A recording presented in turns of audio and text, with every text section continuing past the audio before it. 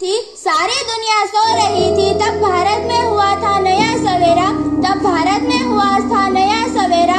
15 अगस्त का दिन था, 15 अगस्त का दिन था वह, जब आजाद हुआ था भारत देश मेरा।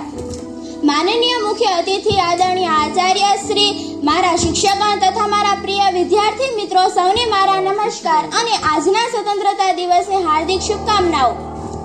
જેવું કે આપણે બધા જાણીએ છીએ કે આજે 15મી ઓગસ્ટ છે।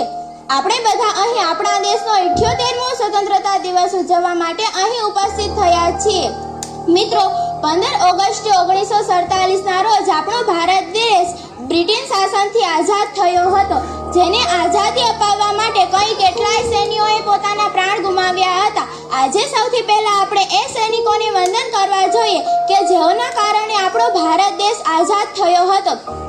આ દિવસે આપણે મહાત્મા ગાંધી, જવાહરલાલ નહેરુ, સુભાષચંદ્ર બોઝ જેવા કઈ કેટલાય નામી અનામી સ્વતંત્રતા સેનાનીઓને ત્યાગ, તપસ્યા અને બલિદાનોની યાદ અપાવે છે।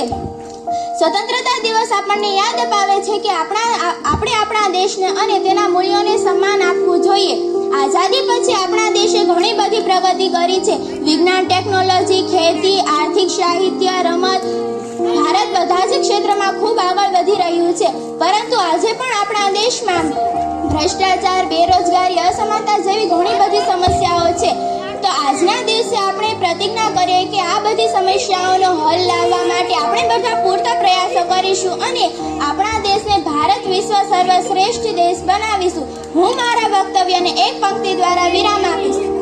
दे सलामी इस तिरंगे को, दे सलामी इस तिरंगे को, जिससे तेरी शान है, सर हमेशा ऊंचा रखना इसका, सर हमेशा ऊंचा रखना इसका, जब तक दिल में जान है।